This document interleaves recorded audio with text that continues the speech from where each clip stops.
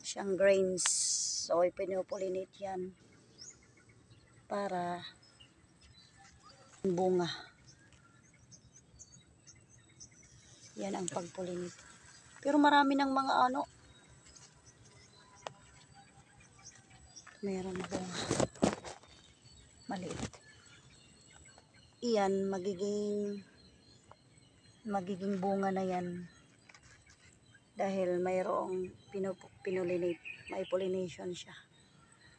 Ang pagpollinate mga kaibigan ay sa magitan ng mga bubuyog.